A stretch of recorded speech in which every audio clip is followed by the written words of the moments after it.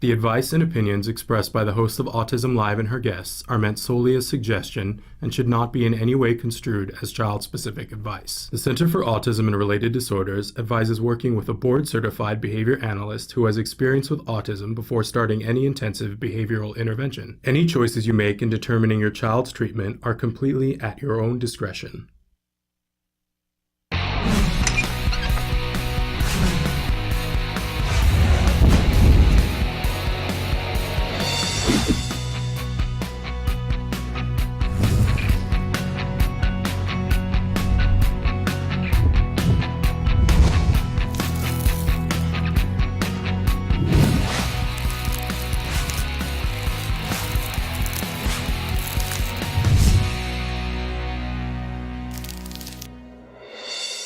Good morning and welcome to Autism Live. I'm Shannon Penrod. We're webcasting to you live from the Center for Autism and Related Disorders headquarters in Tarzana, California.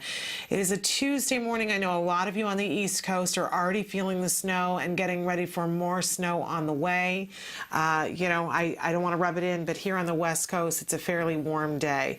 But we're feeling it for you, and there's a lot going on in this autism community that we're going to be talking about with you this morning during the show.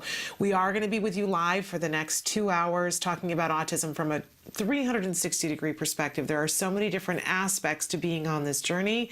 Nothing is off the table. We talk about it all. You guys wrote in a lot of questions over the weekend. The ones that I can field, we'll be talking about with you.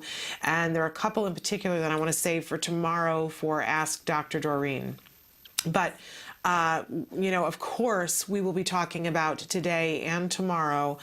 Of course, there's breaking news in the Avonte Oquendo case, the young boy, 14 years old, who went missing from his school on October 4th of last year. And so many people have been looking for him throughout the time that has gone by.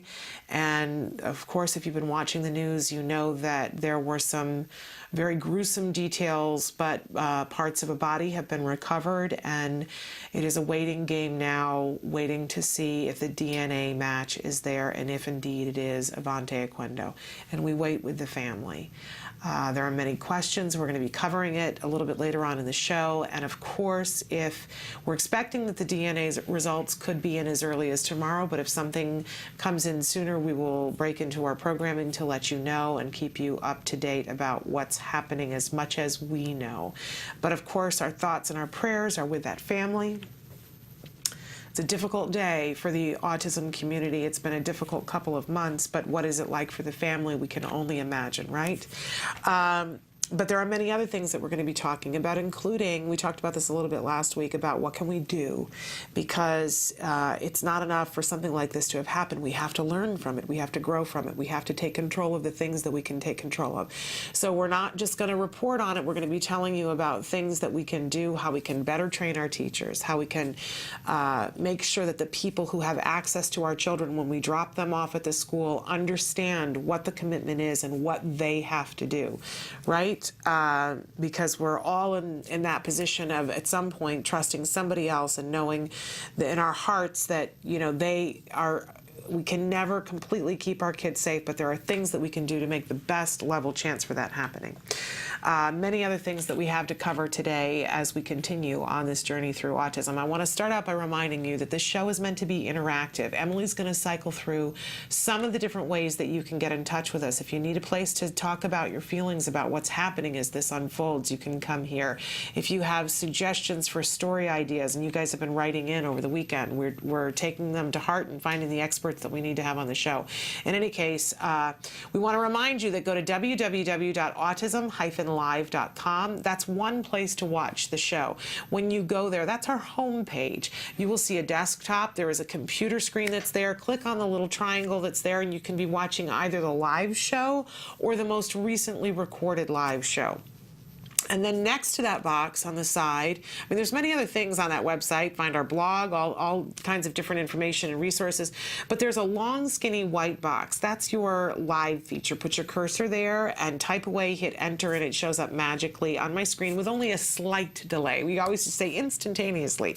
And we're discovering that it's not so much instantaneously, but within about a minute, it shows up here on the screen.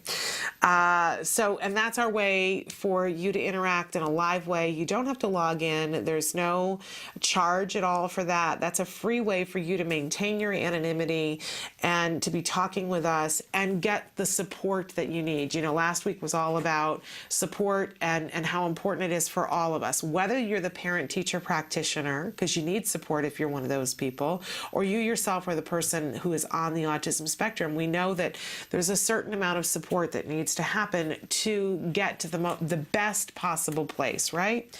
Everybody needs some support, but definitely within the autism community, we could use some extra support.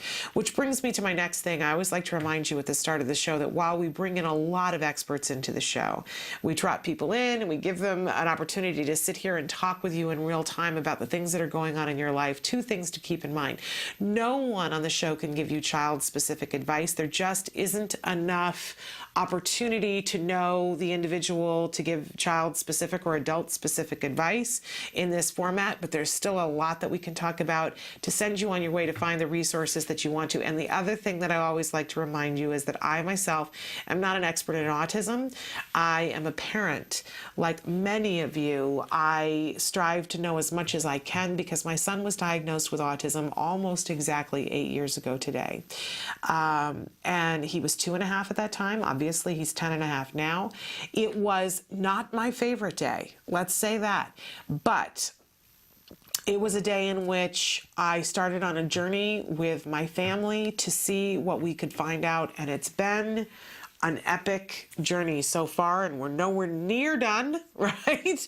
I'm on this path with all of you and learning on a daily basis. I have so much hope for where we can get today and where we can get tomorrow and where we can get 5 years from now if we all hold hands and we share information. And that's really what this show is about, is coming together as a community and saying there's a lot going on. And it's not all negative, right? We can't blow, happy bubbles all the time and say, oh, it's all fabulous here in the autism community, because that's not the truth either. The truth is just so much richer than that there are all kinds of things that are going on that are amazing and all kinds of things that are just really picking hard. But so we talk about them here, and I try to bring a hopeful, because I've seen so many things happen that are hopeful experience here, but I also want to remind you that I bring my passion here because I want to help you to find what's going to help you. Right? People did that for me. I have a lot to pay forward, and that's why I'm here. Take advantage of it. Pick my brain. You're not bugging me. That's why we are here, and I'll do my level best to help you out. How's that for a deal, right? And it's free. How can you refuse that, right? All right. We try to be useful. Okay, something that we like to do in the morning towards being useful, I think of it, as our daily workout. Sometimes it's a bitter little pill, but we take on every day the jargon of the day. This is when we have one word, one phrase, one acronym, and we try to make some sense of it. First, we look at the actual definition, then we give you a somewhat watered down version that makes our BCBAs, our board certified behavior analysts, a little bit nauseous because it is a somewhat, I just have to get it connected so that you guys can see it. It doesn't want to. There we go. I'm just connecting our thing and then I'll be right with you. But I want you to be able to see this because this is one that's particularly difficult, but super duper important, okay? So in any case, we want to make sense of these terms. We want to begin to understand them so that when the experts are talking about them and when it's time to implement these things, it's more important to me that we know what it is we're doing than the term. But sometimes understanding what the term is helps us. It's a shorthand. That's really what it is. That's what jargon is, a shorthand so that we don't have to constantly explain ourselves. Okay, so what am I talking about today? Ooh, it's a big one. You ready? Chaining.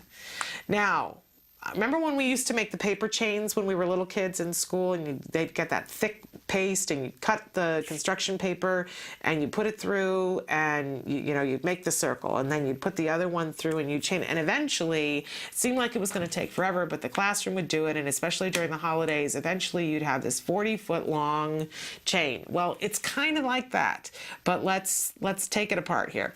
So our actual definition, right? You getting a headache yet? Here we go. A procedure for teaching behavior chains where initially the teacher completes all the steps in the chain except for the first or last step, which is completed by the child. Forward chaining involves completing the first step. Backward chaining involves starting with completion of the last step.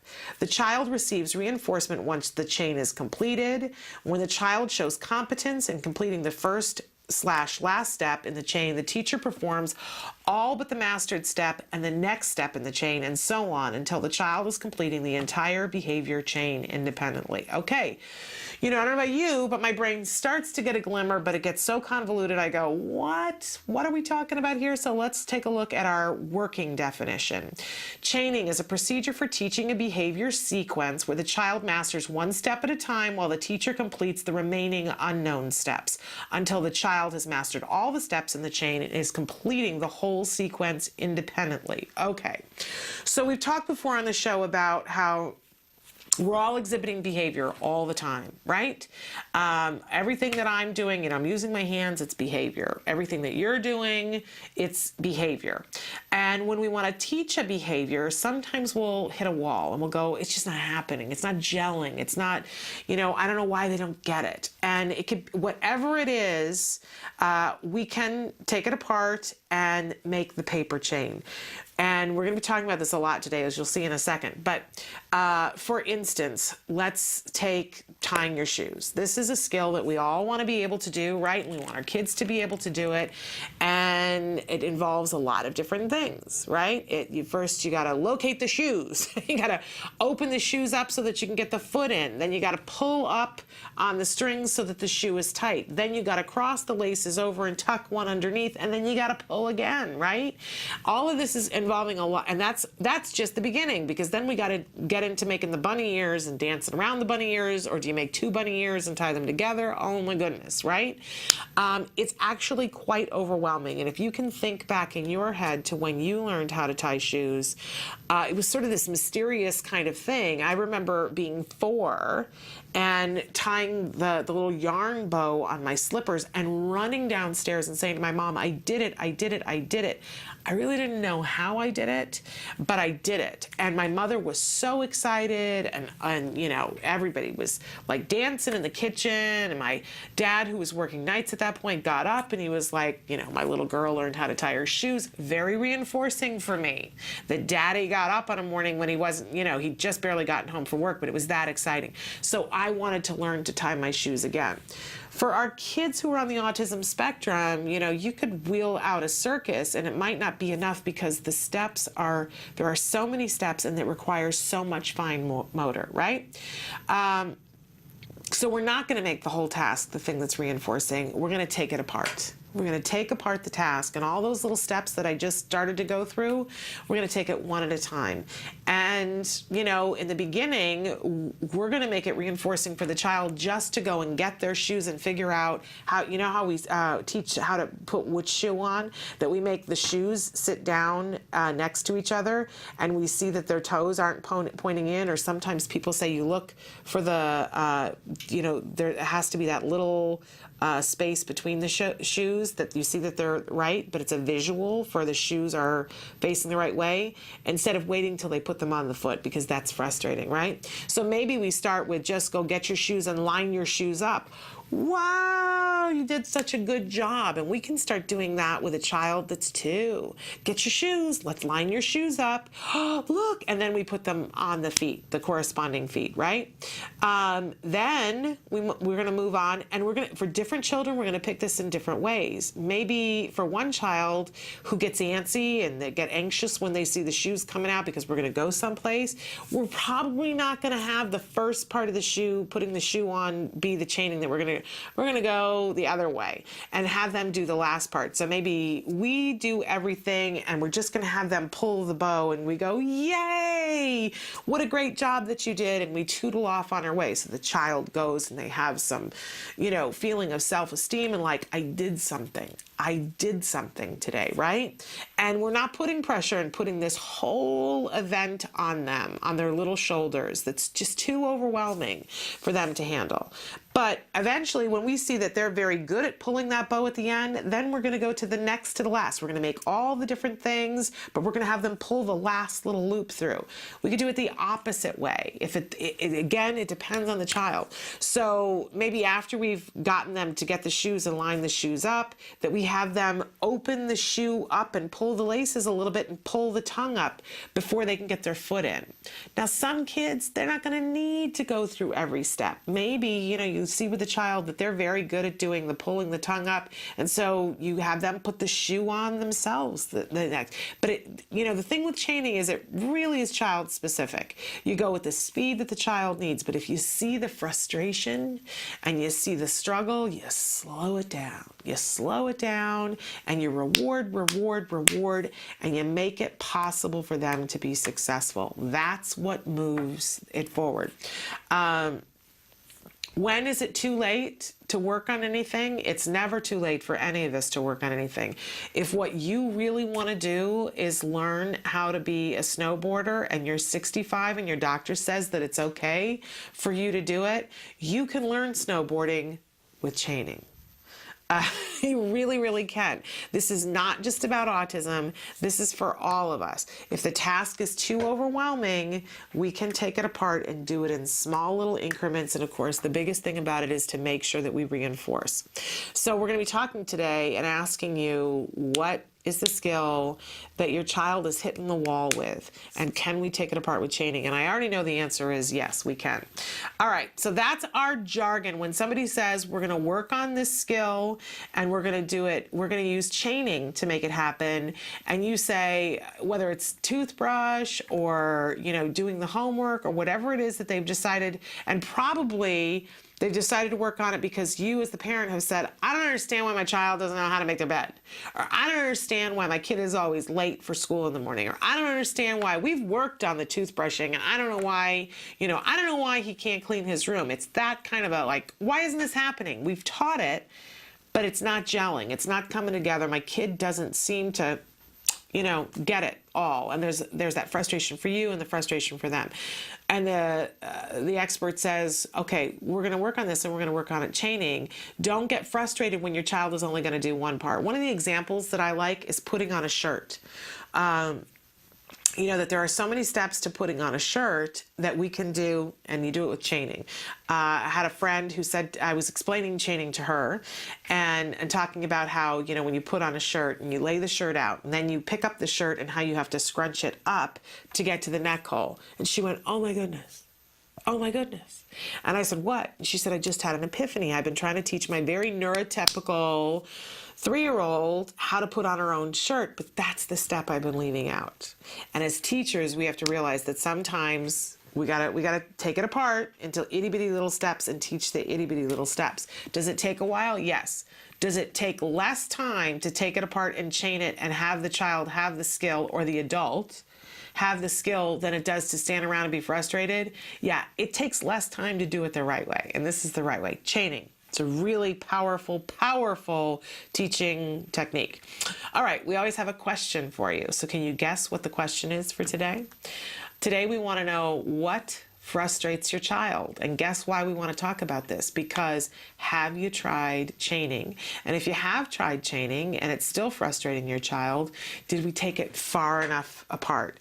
When we talk about how many steps does it take to brush your teeth, one person might say it's 6 steps, right? Another person might say it's 16. And what's the difference between? Because if the child is learning quickly, maybe it's 6 steps. But if the child's really struggling with it, maybe it's 22 steps. It doesn't matter how many steps it is. It matters, are we getting it done? Because if it's still frustrating, we haven't taken it down enough. We got to make more steps to it. Because the key here is to take it and put it in manageable bites so that it's not frustrating. So write in and tell us what frustrates your child, and then in the coming days we're going to be talking about how to chain that skill. Very, very powerful. We always have a topic of the week, and I'm sure that you'll be thrilled with the topic this week because it sounds like an ice cream flavor. But our topic this week is chunk it. Now, is this going to help our kids if we chunk things and say we're just going to do it in this amount and this amount and this amount? You betcha. We've found that that's a much more effective way of teaching our kids. But can we also apply this to our lives? Oh, yes. Oh, yes, we can. I just was on the phone last night with somebody and talking about something that's just frustrating me, and talking about, and I'm just going to be honest here, that my garage looks like just a mess, and I know why it looks like a mess, and I know how it became a mess, so I don't need to go back over all of that, and it's reasonable why it became a mess, but I just haven't been able to do it. And I was explaining to a friend, statistically they say that when you got a big task like that just isn't getting done, there's only really two things that have been found to be effective. One is setting aside a block of time and saying, we're doing this and we're not doing anything else, and all life stops and we pull in the troops. And, so if I wanted to get my garage cleaned this weekend, I would invite over my 3 best friends that are good at this kind of thing, and I would line up, cars to go to the Salvation Army, and I would do this all in one day. It would be ugly.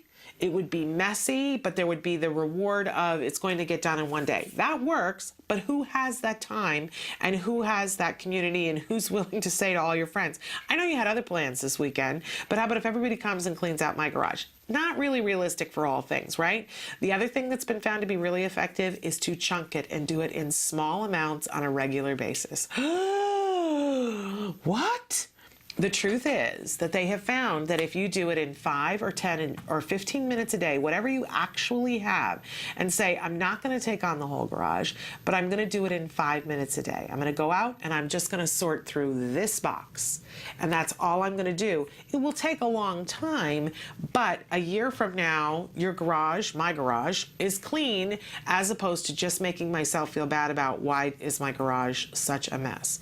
So whatever you're facing, whether it is changing your ABA provider, whether it is, filing papers so that you can get funding for your ABA, whether it's looking at the situation with your bills because you're behind because your focus has been taking care of your child with autism, whether it is, solving relationships that you have with your significant other, that we don't have to take the whole thing on every time. It's just too overwhelming sometimes. But can we chunk it? Chunk it down into small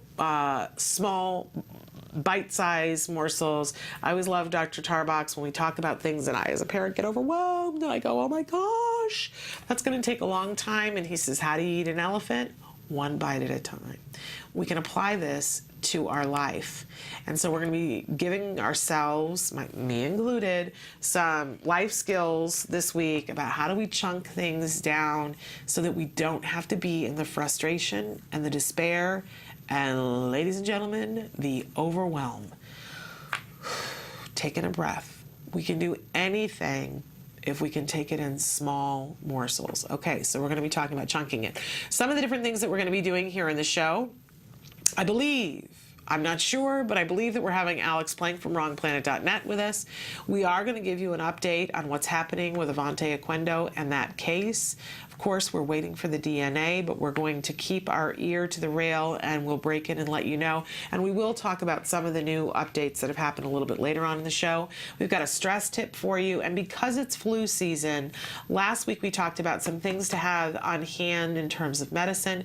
And today we're going to be talking a little bit about once the flu hits, some of the things that we do to help ourselves and to help the other people in our homes. So stick with us.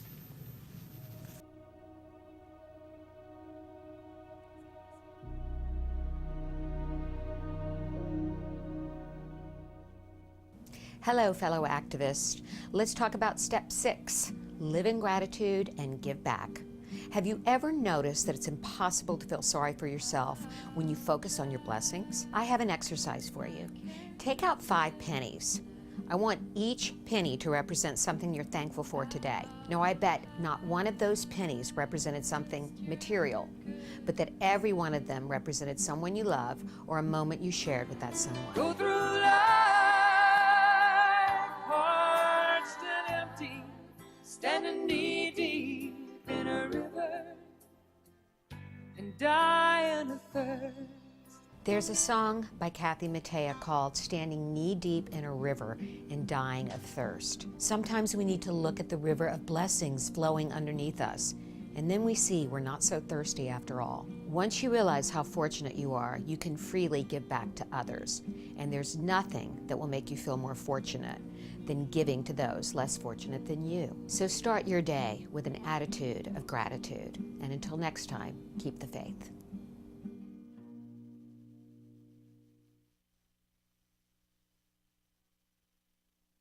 Welcome back to Autism Live, and so happy to be with you here today. One of the things that we talked about last week during our healthy eating tip was about things that we can put in the pantry that are non-perishable that can be very helpful. We talked about how important it is to hydrate, and water is great, right? Water is absolutely essential, but sometimes water doesn't sit well, and our kids and ourselves, that can be something that comes right back up with the flu. Really super important that we make sure that we get nutrients and that we are fully hydrated.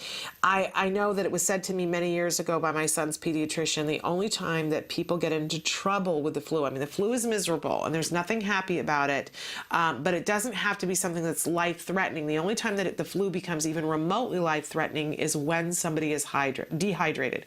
So it becomes our job as a parent, when people in our home are having the flu, to make sure that we are on top of that. And if you ever feel like your child is dehydrated, that is when you go immediately to the phone, call your pediatrician. Don't wait for them to call you back, that you make the move towards the emergency room or the emergency center that deal with children. Now, do you know how to check to see if you are dehydrated? One of the things that they'll do sometimes in the hospital, and I'm going to guess that mine's going to come up as dehydrated, but you pinch some skin on the back of your hand and you let go, and if I'm dehydrated. If it snaps right back, then you're fully hydrated. So I need to definitely hydrate today. But there are other signs of it too. Confusion is a sign of dehydration, but that can go along with a high fever. If you see that the child has no tears, it's time to be emergent about that. So hydration, and if you can't get it down them at home with something like we had Recharge last week, then it's time to go to the hospital and to talk about an IV. You will find that if you go to an emergency room, if you tell them right off the bat that your child has autism, that they are reluctant to put in an IV. So I will tell you, do not let, if you feel like your child is dehydrated, do not let them talk you out of IV fluids. There are a way that they can do that with your child, so that your child will tolerate it. It's not the most comfortable thing for a child to, but they can immobilize the arm by putting a board on it, and you do what you have to do because you do not want your child to become dehydrated. Okay, so, but if you're at home and hydration is going along, right? You're doing something like Recharge, you're doing ice chips if they can't hold down water, and we talked last week about the acicosallosum. I'm sure I'm saying it wrong. The homeopathic thing that really helpful with the flu. You're trying things like fruit juice popsicles, not giving artificial colors if you can possibly help it. But there's something else that you want to remember for the flu. They say BRAT. This is when your child is behaving like a BRAT. You want to make sure that you put them on the BRAT diet. So each letter of the BRAT stands for something that will help to settle a stomach or foods that you want to introduce after a stomach has been upset. So obviously with our kids, this is going to have some special considerations, right? And if your child's allergic to something, you're going to take that right off of the BRAT, right?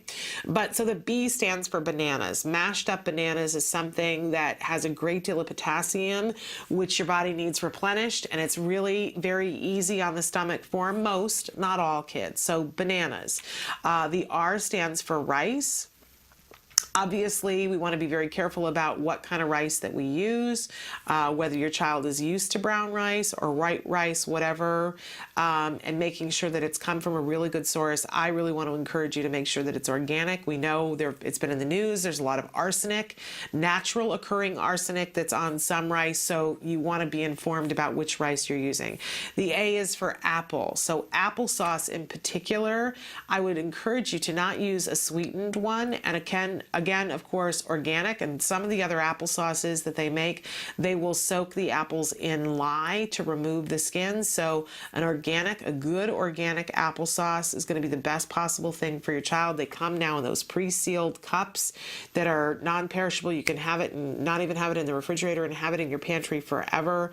Really, really good on a sore throat and very easy on the stomach, applesauce. If your child has a great deal of problem with salicylates, that may not be the choice for you. You might choose something else. But for everyone else, applesauce is a really good thing. And the T for BRAT is toast.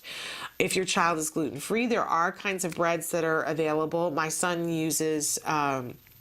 it's a Food for Life. It is a yeast-free brown rice bread. So I'm getting the rice and the toast all in one fell swoop, and it does taste great when you toast it. It's not my favorite bread if you don't toast it, but we do want toast. We want it to be a little bit crispy, not burned.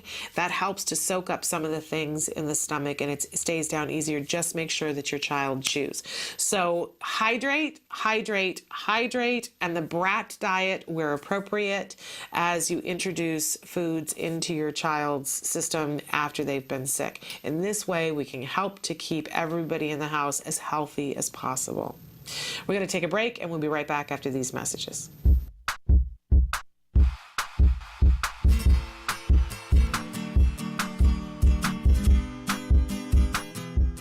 Hi guys, welcome back to Smarty. It's January and a whole new year has gone by. To commemorate that, Autism Live and Smarty have decided to give you a template to make your very own time capsule. The materials you'll be needing are glue, a jar, photos, keepsakes, pen, and a template you can print from facebook.com/autismlive. Here's the template that I printed out from our Facebook page. Depending on the skill of your child, they can do this independently, or you're going to help them fill out all the questions.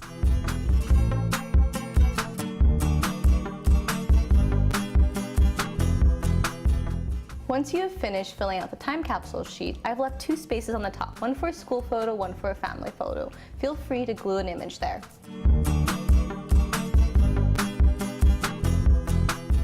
Now that I've glued the photos onto my sheet, now I'm going to grab my jar and start filling it up with all the things I would want to remember from the year that just passed. I would say include photos, mementos, toys, things that are going to be really important to you at this time and moment that you'll be excited to see later in the future. Once you're done filling up your jar with all the things that were important to you for the year 2013, you're going to want to seal it up. And it's up to you for how long you want to keep it locked up. Time capsules are a great way to remember where you have been and where you're going. So I hope you really enjoy this activity, and until next time, craft on, guys. Can you see me flying by your side? Welcome back. We have just gotten the first report in saying that the coroner's report has come back and the DNA has confirmed that the body that was found last week was in fact Avonte Oquendo. And we are told that his family has been notified. We are going to be updating you as the program continues. We have a guest that we're going to be bringing on the show that's been very close to the family to talk with us about this horrible, devastating news. But in fact, again, we have received confirmation, the first news reports are coming in, that the coroner has said that the DNA match is there, and it is in fact Avonte Oquendo. The search is over for Avonte, but There are still many questions that must be answered, and we'll continue to talk about that. Stick with us. We'll be right back.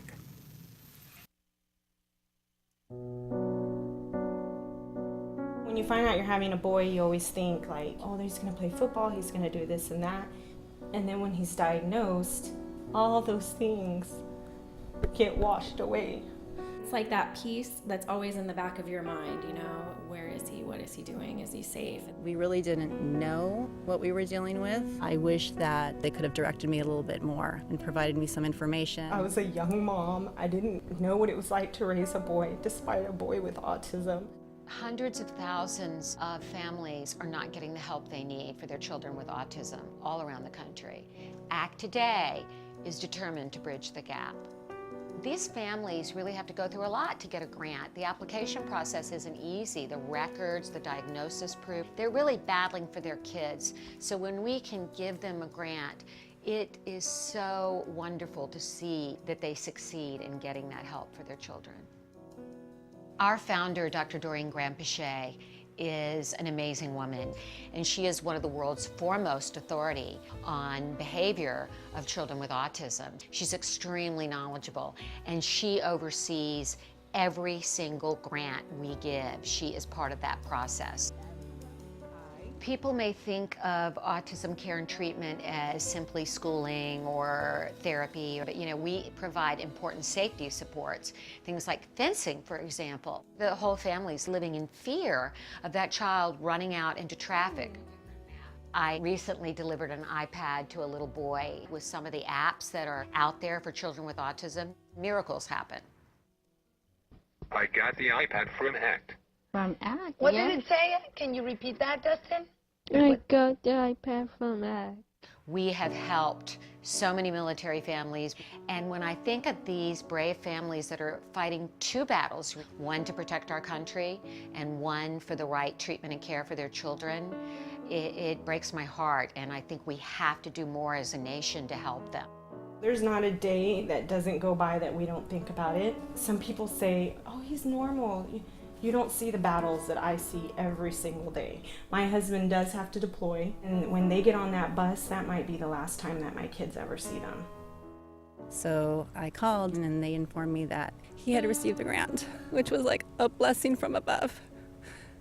I was just like speechless. I just started to cry because, without it, we would have been lost. The ACT grant was a total miracle, and without that, they wouldn't be able to receive the service dog. So we're so appreciative what they've done for us as a family. Recently, ACT Today funded a program for military children with autism in San Diego, the Inclusion Films program, which is run by Joey Travolta, and teaches kids on the autism spectrum literal filmmaking skills. They learn how to make a movie. Are we ready? There you go, got it. Okay. Everything that goes into the process of making a film goes into everyday life. So they're learning life skills, they're learning to collaborate.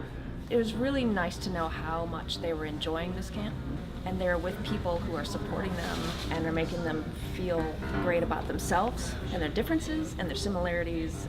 And I get two kids that are working together and apart and together and apart, so it's an interrelationship as well as a camp and a learning experience. It's so fulfilling when I get letters. One stands out for me, a boy who was 14 with Asperger's, and we gave him a grant to go to a drama camp. He wrote to us and said, "Dear ACT Today, thank you for letting me belong for the first time in my life." These kids are remarkable. We underestimate them. They're so knowledgeable, they're so capable, and we can change the life of a family, which means changing the life of a community.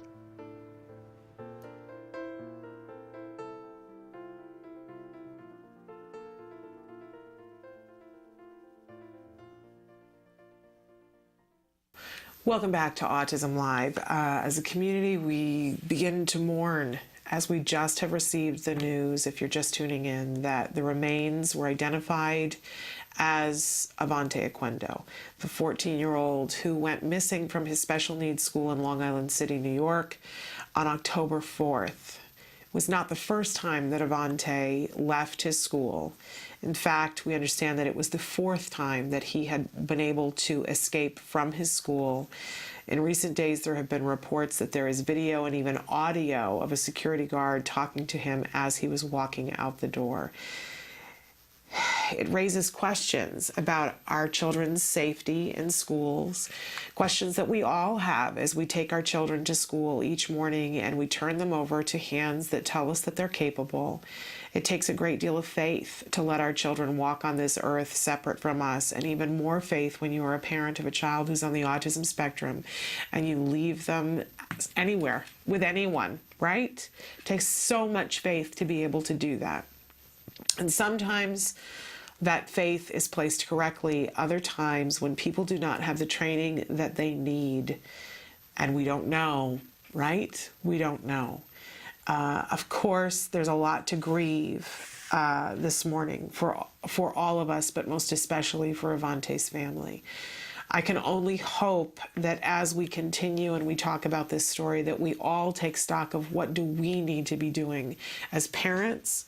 What do we need to do to ensure that our children are safe in their school? What questions do we need to ask to know that the people who are interacting with our children are properly equipped and trained? And who do we need to talk to if they aren't?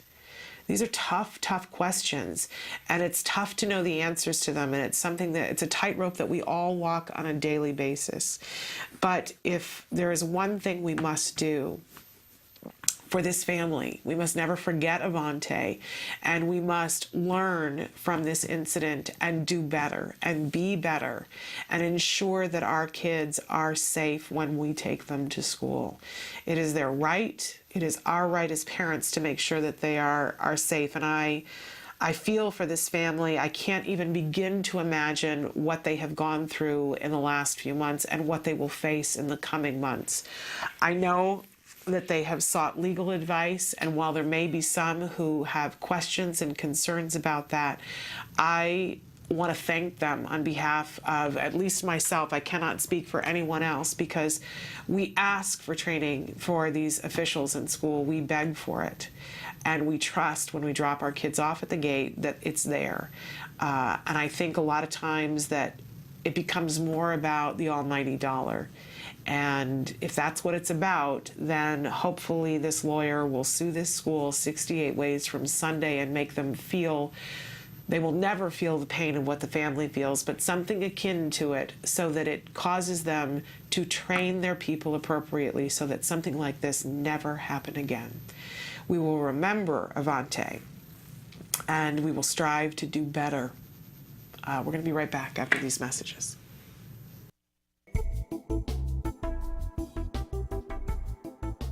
Skills is an online program that provides assessment, curriculum, positive behavior support planning for challenging behavior, and progress tracking, and it does this all in one place. The skills assessment and curriculum addresses 8 areas of development, which even includes advanced higher level areas such as executive functions and cognition, which pretty much makes skills the only ABA-based set of curricula for teaching more complex skills, things like problem solving, planning, self-management, perspective taking, and even inferring and predicting others' private events. Skills is a 4-step system. Step 1 is to add the child to your account. Step 2 is to start assessment. The skills assessment is the only ABA-based assessment with psychometric research demonstrating the language subscale to have excellent reliability. Every area of human functioning and typical child development from infancy to adolescence was researched, making the skills assessment the most comprehensive of its kind in the world, and we're quite proud of that.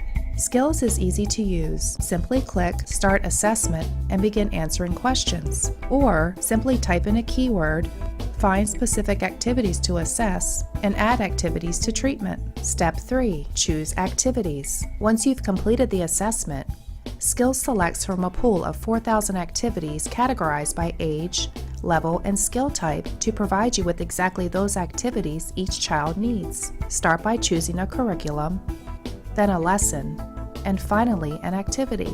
Click the information icon to view prerequisites, ages in which targets develop, examples, and IEP goals. Click the video icon to watch a short video. Once you've identified an activity you want to teach, adding activities to treatment is a snap. Step 4. Start treatment. Here you can access customizable activity lesson details, add your own customized targets and exemplars, and edit an activity status such as introducing or mastering it.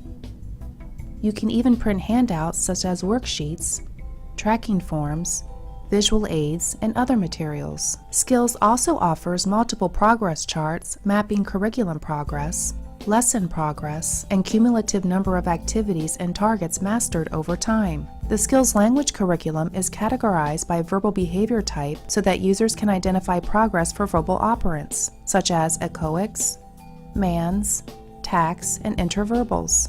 Skills is one of the only programs that provides the ability to write behavior intervention plans, or BIPs, for challenging behavior. With just a few clicks, the outline of the behavior intervention plan is written for you and ready to be printed and implemented. You can learn more about Skills today and get started by visiting us at www.skillsforautism.com, or you can call us at 877-975-4559. Skills. Progress starts here.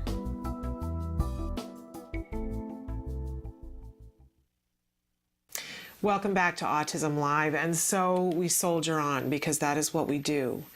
The news is hard today, but there are kids that we still have to focus on and help, and so we do. Somebody had written in over the weekend and said, "Hi, Shannon, you say you got high quality ABA for your son, which now I do, 40 hours with card.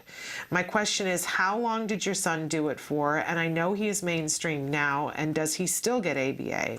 And what traits of autism does he still have at 9? I'm sorry if this is too personal, but I want to get an idea. My son is 3. Thanks, God bless." No, I appreciate your question. And, you know, Nancy, who joins me on Wednesdays for Let's Talk Autism with Shannon and Nancy, we try to be as open book with you as we possibly can because people were with us. We try to be respectful of our kids and what they would want people to know further on down the road. But I will tell you that my son is well enough that he can tell me when he doesn't appreciate me sharing his personal business. As he says, we have an expression a friend of ours uses in the family about, you know, putting your business on the streets. And there are things, because he is starting into those tween years, that he doesn't appreciate me talking about, and I try to, you know, keep the lid on that. But within those confines, there are a lot of things that he says it's okay to talk about. So my son did start quality ABA therapy when he was 3.5. Excuse me, 3. He was diagnosed at 2.5. It was just after his 3rd birthday when he started. It was 2 weeks after his 3rd birthday when he started early intensive ABA.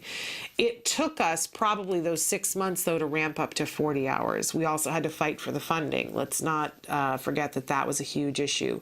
We had 30 hours funded starting, but it's really next to impossible. It's not advantageous to start a child who's 3 in their first week with 30 hours, right? You got to ramp up. It only took a little while to ramp up to the 30, and then we had to fight for the last 10, and it took us about 6 months to fight for the last 10, but we were able to secure the funding for that last 10.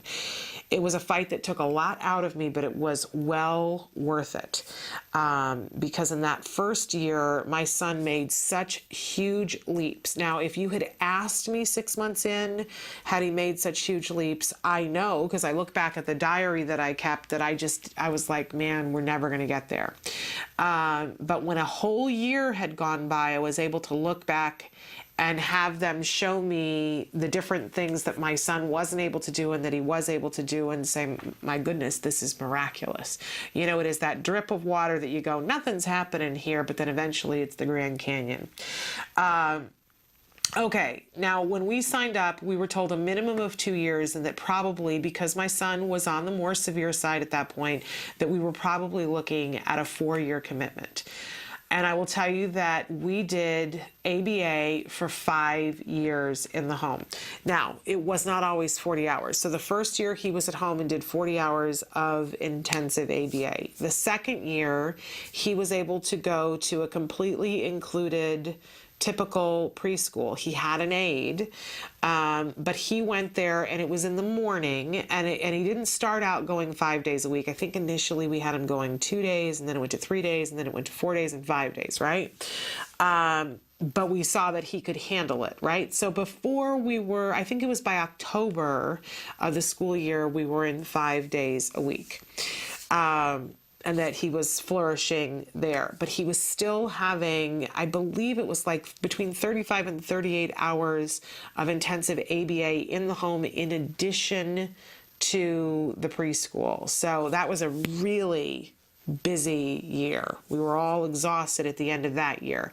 But at the end of that year, we went through that summer, and then he started kindergarten, and he started kindergarten completely caught up.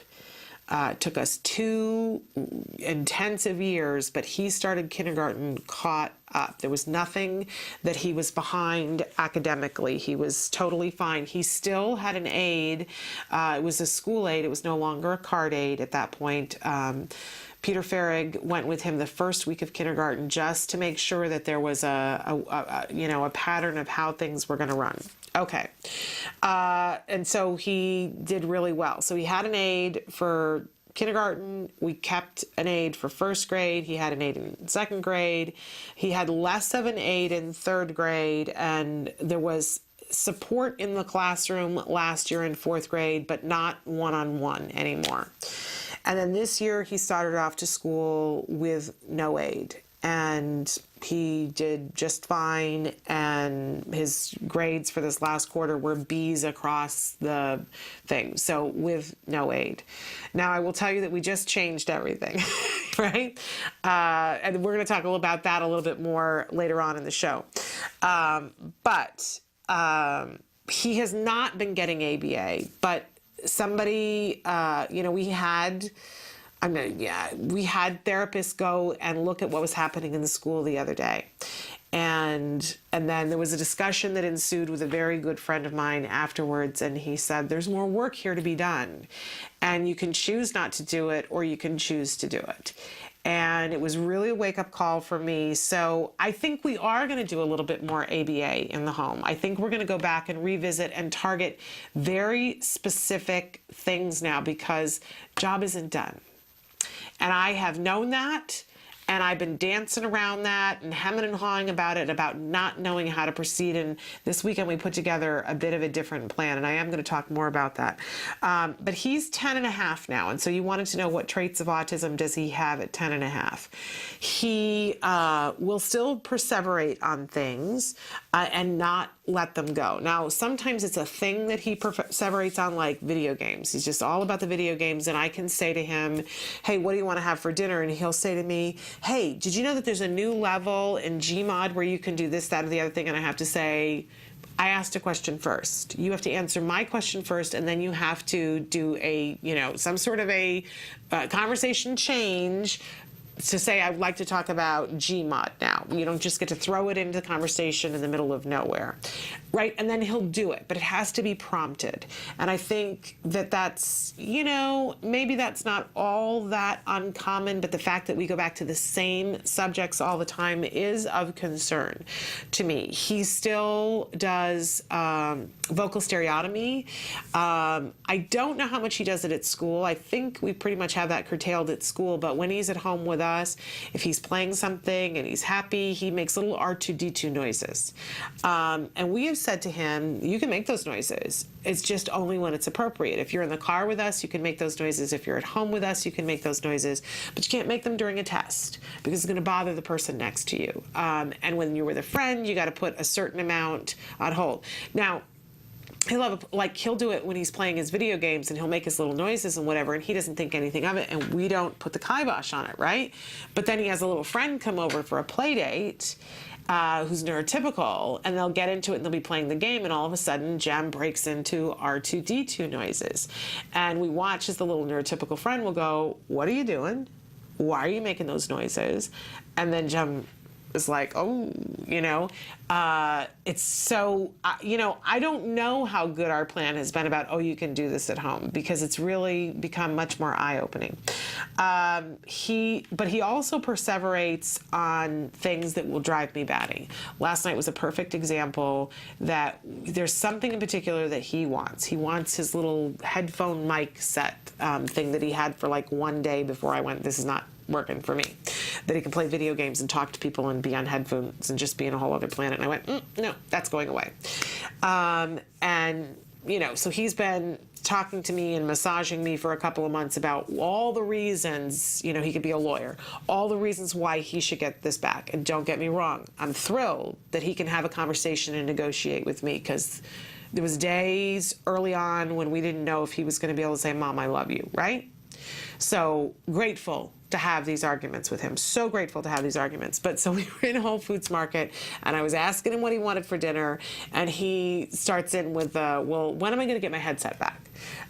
You told me that if I demonstrated that I could be mature over a long period of time. And I said, well, let's talk about a long period of time, because a long period of time to one person, we didn't set a date. Maybe we should set a date. And he said, well, it's been a long time. And I said, well, maybe to you it's been a long time, but to me it hasn't been a long time. A long time can be 5 minutes if it's something really torturous, but a long time could be 7 years. And it was full shutdown mode. He was like, 7 years? You're going to make me wait 7 years to get my headphone? And he was just, pardon my French, a pissant for the next hour. And I kept saying to him, Jem, I didn't say I was going to make you wait 7 years. I said a long time can be 7 years, but he was gone. And it took me an hour before, and all of the distractions had to be removed before we could talk it out in the car on the way home, to say to him, look what happened. He also struggles with EF things, and we've are upping our game in terms of that. His handwriting is atrocious. His ability to read is amazing. His ability to extrapolate things from reading that are very high level executive function thinking is amazing, but to pick out little superfluous details on a test is almost non-existent. So that in third grade, when they were in a reading group and they were talking about what's the name of the book? It's like Country Mouse, City Mouse, and they were talking about what's the theme of Country Mouse, City Mouse, and Jem started talking about how it related to the Industrial Revolution and the fact that people went from living in one place to another, and how it made people uncomfortable because there were different skill sets, and the aide that was working with him was like, no, that's not what the theme was, and you just want to like take your hair off. Because he's giving the AP high school answer in third grade, and the aide was like, no. But in reality, he's not going to do well on tests for a long time based on that information. So those are things that he has going on. It's not too personal. I remember when my son was 3, and your son is 3 now, and I felt like we will never get there. We will never get there. And I remember thinking really early on, and I remember saying this out loud to people, could somebody please just put me to sleep? There's so much work that needs to be done, and I don't know if I'm up to it. Could somebody please just put me in a coma for 8 years? And can I wake up when you're on the other side of it? And here, just the other day, we crossed the threshold of the 8-year mark. And I gotta tell you, I'm so glad that I wasn't asleep for the majority of what happened in the last 8 years, because I would have missed all the miraculous things. I would have missed the first time that he said, I love you, Mommy. I would have missed a lot of the hard things, and let me just fight with who were in our way to get what we knew was right for our child. Am I disappointed that I find that here we are 8 years later and there's more work to be done? Not really. Not really. I've known for a while that that was the truth. And, I'm not done. So why would I think that he's done? And the good news is I know what works. I'm not without skills. I've picked up a lot of this as we've moved along down the way, and I can help him to get further. Right now, he's an odd little duck. He's a little quirky, and he still struggles sometimes with making friends. Other times he can do it.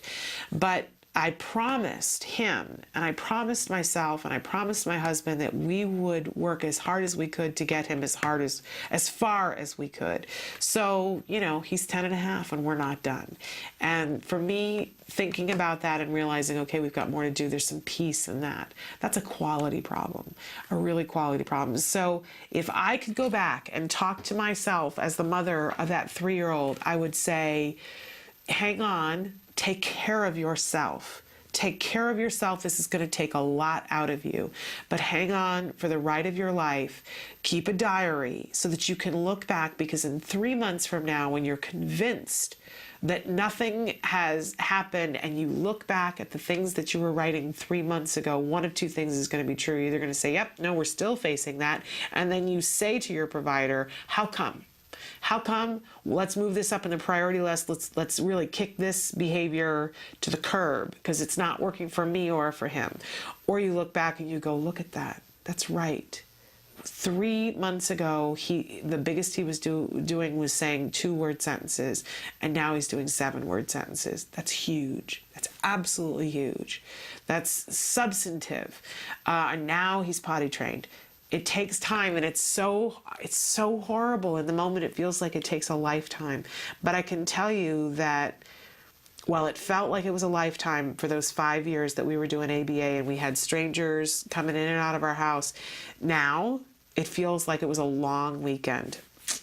I don't know why our memory is that way, but I'll tell you, I guarantee you it'll be worth it as long as it's quality ABA and you tell me you're working with cards, so I know it is.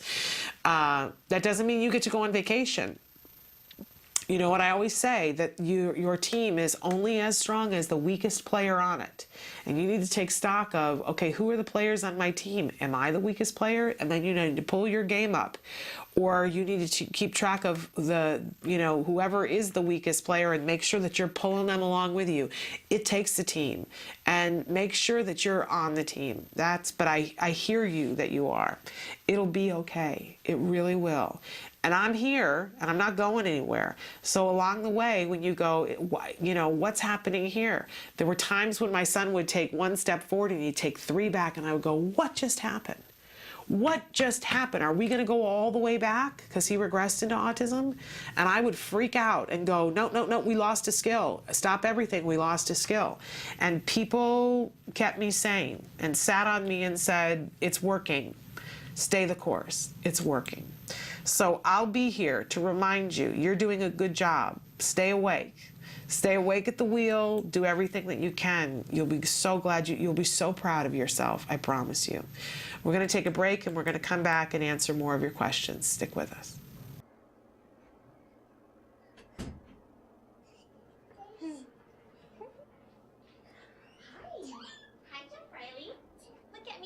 Good looking, buddy. I brought some toys to play with today. Is that cool? Okay, you want to play? Say, Therapy, that one-on-one, when kids have been in an environment where no one understands them, and then you finally put them in an environment where they understand all the consequences of where they see, if they did something that was supposed to be done, they get reinforced for it. Say, yeah, there we go. Good job. For the first time, kids like him start to understand kind of interaction, because it's made very clear in therapy. We'll start just like all therapy, which is we start with compliance.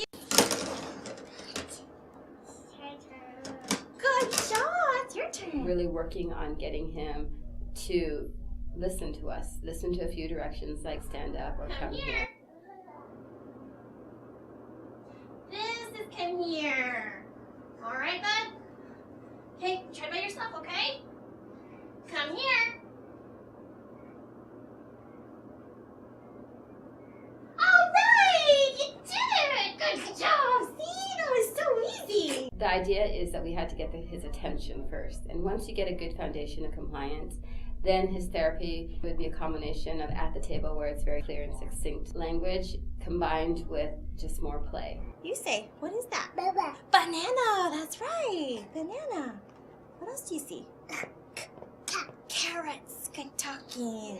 Then we look at language, making sure that he can make his desired requests and needs met.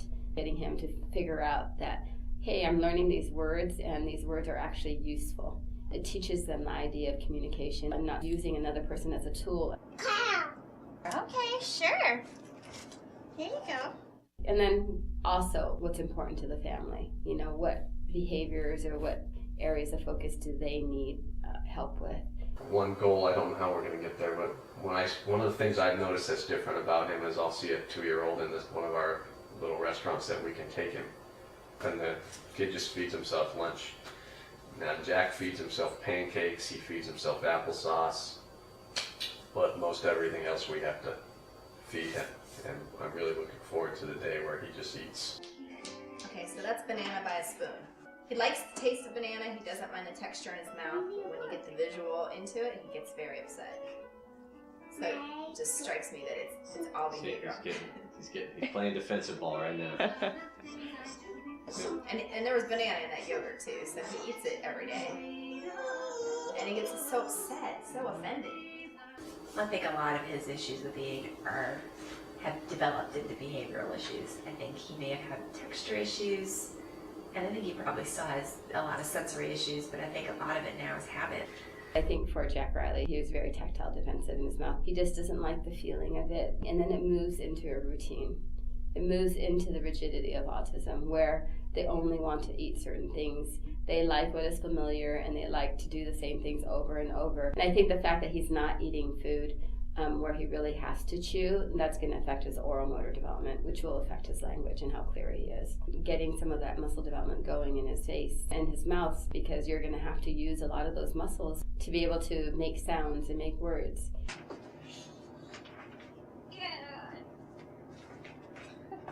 What are you doing, kiddo? So silly.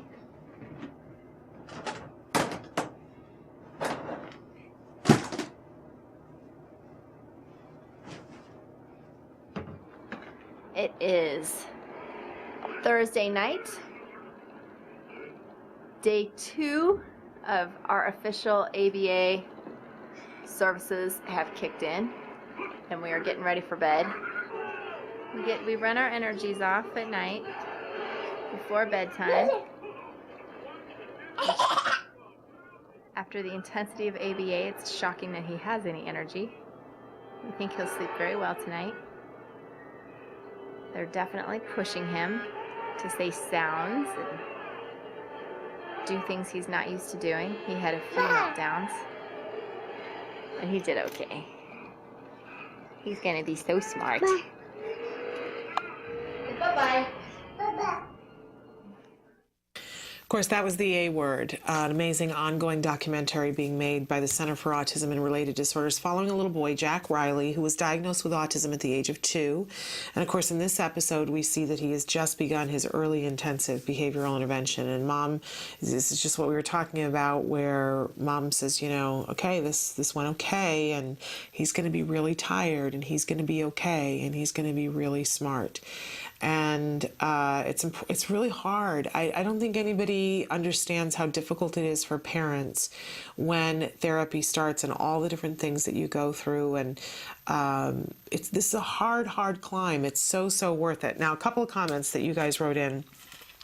Somebody commenting on the Avonte Oquendo, and of course, if you're just tuning in this morning, just briefly about 40 minutes ago, they identified the remains positively that it is Avonte Oquendo. Sad, devastating news for all of us. And somebody wrote in and said, everyone just needs to hug their kiddo a little bit harder and longer tonight. It's just so sad for that family. And someone else said, I'm thinking of the family and I feel for them. A great speech therapist in the AAC passed away this weekend. More loss. Now, somebody had written in and asked me about my son and about his journey with ABA, and somebody wrote in, and I appreciate this comment. They said, everyone is different. Please don't judge your own child to her child. And I think that that's really important, and believe me, I appreciate you saying that, because I offer my experience here, but our kids are all different. And you know, if you watch the show, that I tell you that our expectations, we always have to put in the back seat. We don't know exactly what's going to happen, and no one can tell you exactly what's going to happen. But we do know one thing, that if we have a child who is under the age of 5 and we get quality ABA and it's between 30 and 40 hours a week, we are going to see progress. So when I say to you, you're doing the right thing and it's going to be amazing, and the things that you are going to see are going to be amazing, I can say that. And I can say it without fear that I might be wrong, because we know that across the board, whether your child, no matter where your child is starting out, it's, you know, it's like a race against themselves, and we don't judge by what other people have going on, and no two kids are going to have the exact same path at all, ever, right? But we do know that there will be progress. So when I talk about that, and that you will be so thrilled and you will be so happy that you have invested in this time, that is what I'm saying. And thank you for giving me the opportunity to clarify, because our children are going to be very different and their responses are going to be very different, but that doesn't change the fact that science has shown us very clearly that there will be progress and that it will be substantive, whatever the progress is.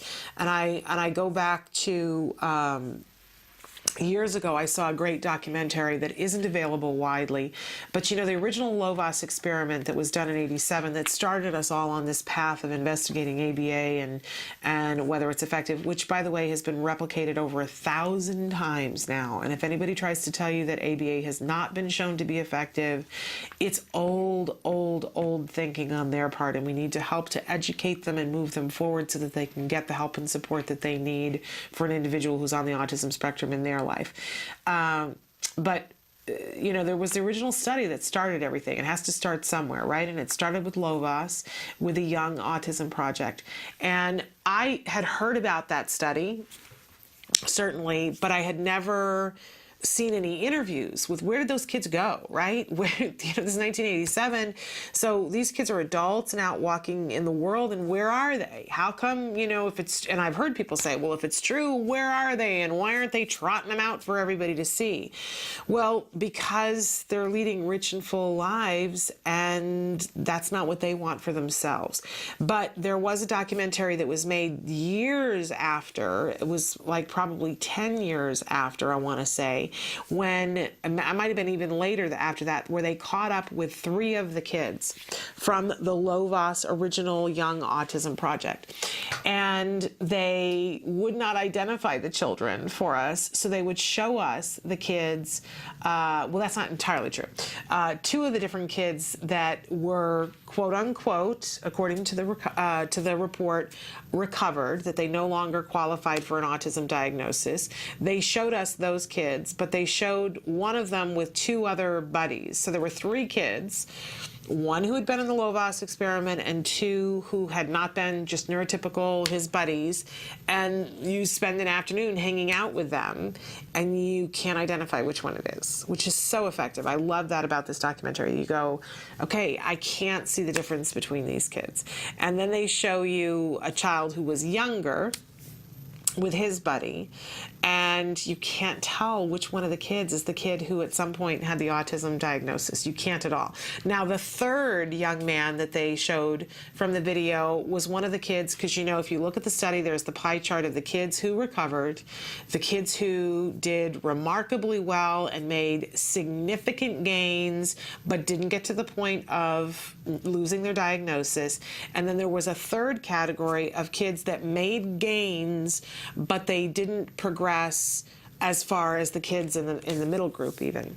And I always wondered about those kids. Well, so, you know, was that a waste of time for their parents? Did they, you know, they didn't have the results that everybody else had, so what happened in those cases? And they show one of the cases, and what they found was that a lot of the kids who were in that 3rd group who didn't make what they called significant gains, a lot of times you'll hear people say, well, you know, some kids don't make significant gains, which I would argue is completely not the truth, because what's significant to you and what's significant to me, those kids all were potty trained. There was not a single kid who was still in diapers, and those kids were all, you know, loving, productive members of society. None of them were violent, you know what I mean?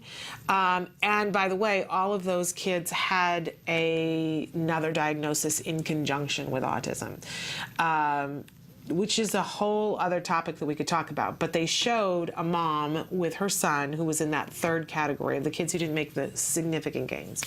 And she talks and says how offended she is when people talk about the insignificant gains, because before the ABA treatment, he was hitting his head on the floor, non-communicative, not a part of the family. He needed one-on-one care all of the time, and if if something didn't go his way, violent, and no way of communicating what he needed. And as a result of doing the ABA, keep in mind, this was somebody who was in the not significant gains, potty trained, speaking. You know, I wouldn't argue, you know, that he was a conversationalist and going to be a speaker, but was able to put together sentences and say, this is what I want and I love you. And not all kids get that point with verbal speech, but kids who have intensive ABA have the ability to communicate with a device or sign or whatever. That's core, is to be able to communicate. And how could you call that insignificant? Hurts my feelings when people call that insignificant. And in any case, they were showing, and she said, you know, we didn't think he was going to be part of the family. We couldn't get in the car and go someplace as a family. And now we are a family. You know, he has jobs and he has chores and he has a paper route and he sets the table and he hugs us and he is a part of our family forever. Now, to me, there is nothing insignificant about that. But all of our kids have different outcomes. All of our kids have different journeys. And it's not easy when they're 3 to look at them and go, this is what the outcome will be. Too many times, other people have looked at 3-year-olds and said, you know, this child, I refer to Bryce Myler, whose son, Bryce works in the contract department for the Center for Autism and Related Disorders. And when her son was 3, she was told that he was going to be big and he was going to hurt her and she should put him in a home, that that's what she should do and that she should say goodbye to him and then write him off, that her life was going to be better if she did that. And Bryce, if you've met Bryce, that just wouldn't have been possible for Bryce. And Bryce started early intensive ABA, quality ABA. It was also with CARD. Her son is featured in the film Recovered because he was one of the kids who recovered. I've met her son. He's like 20, 21 now, goes to college, has a job, is sometimes the employee of the month at his job. And we actually, today is a good day. I don't know if we have it up in a place that we can show it a little bit later on in the show, but there is a video on YouTube of this young man giving a speech to over 1,000 people at the CARD 25th Gala, where he talks about how he feels about all the help that was given to him. This was a young man that when he was 3, they told his mother, forget it. He's not going to be one of the kids that makes the substantive. And Lovas was already published when that happened. And it's criminal. We cannot judge at 3. All of our kids are going to be different. But all of our kids deserve the quality ABA. All of our kids deserve that time. And if they have it, all of our kids will make substantive progress. It will look different in all of them. And please know, you know, when I'm talking about my son, it is not to tell you that that is what will happen with your children ever, but to tell you that you will survive it and that it's worth it. Absolutely. But thank you for reminding us all of that. We're going to take a break and we're going to be back and we're going to talk a little bit about how we stave off the overwhelms and reduce our stress. Stick with us. The Institute for Behavioral Training provides courses in applied behavior analysis for the treatment of autism. Access IBT e-learning videos on the move and learn at your own pace.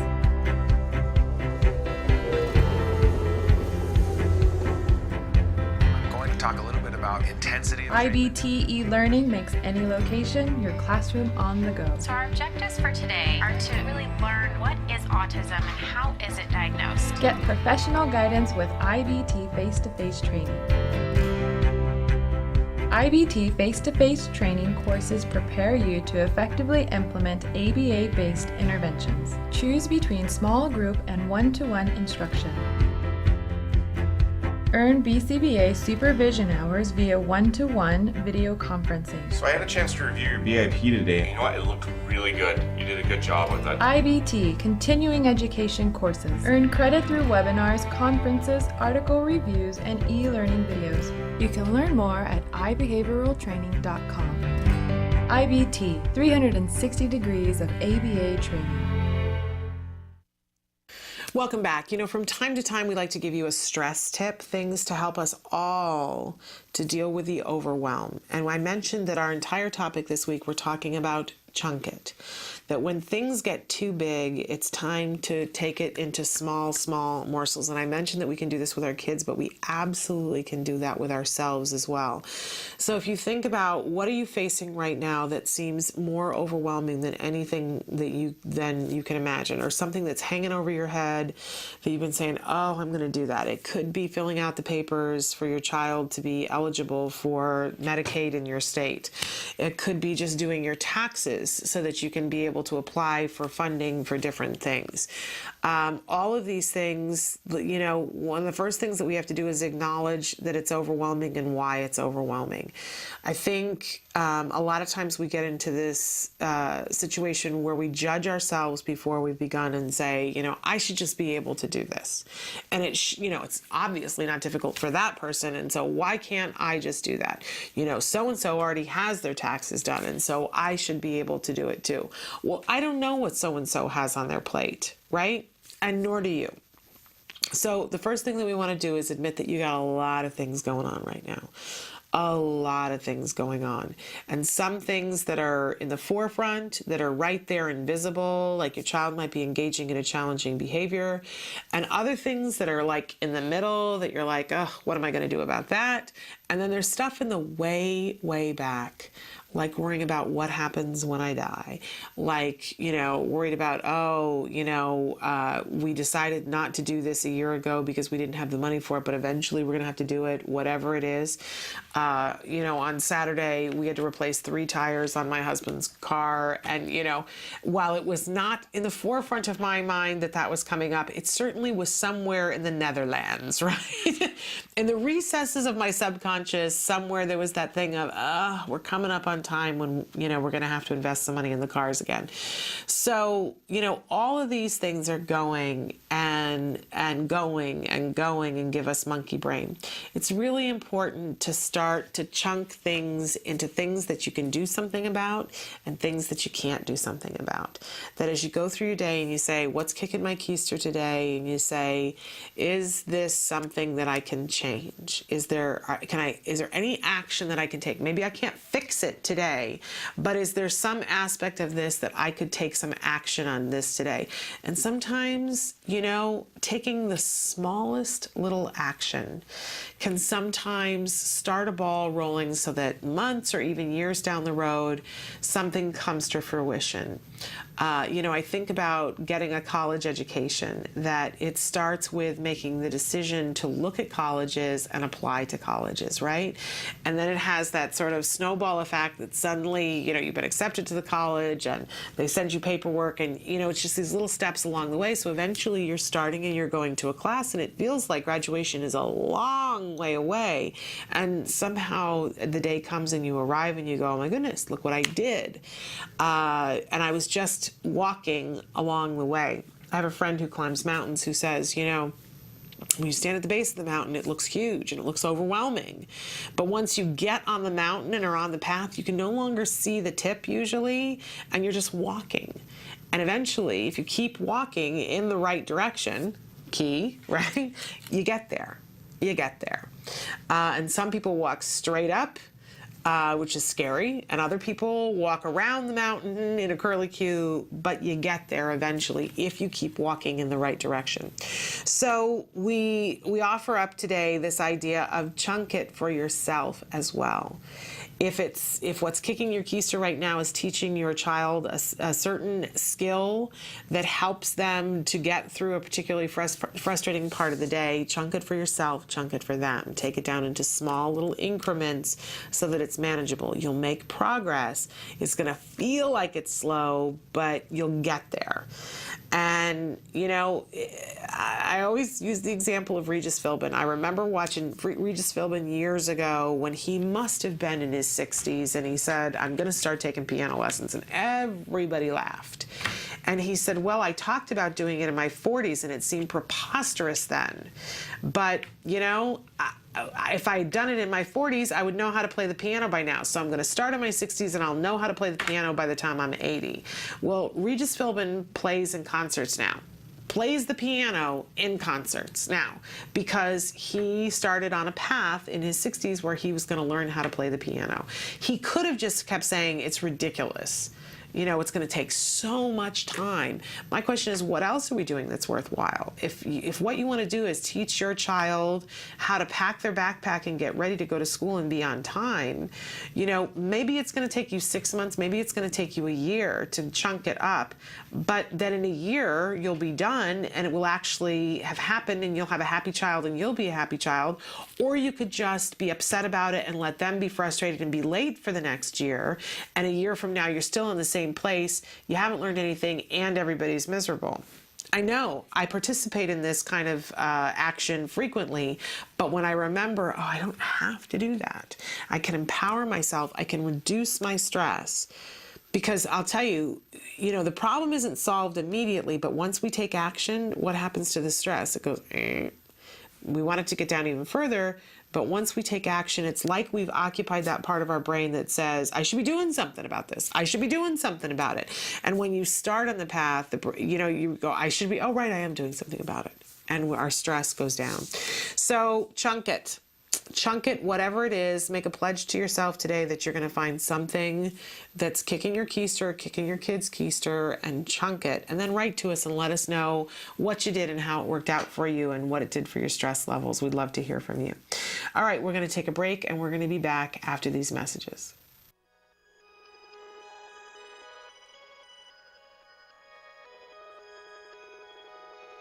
When Maddie was diagnosed, I'll be honest, I was very ignorant on what autism was. I knew that autism was basically something that hit boys at the age of 2 to 3. They shut down, and sometimes you think of the typical Rain Man movie.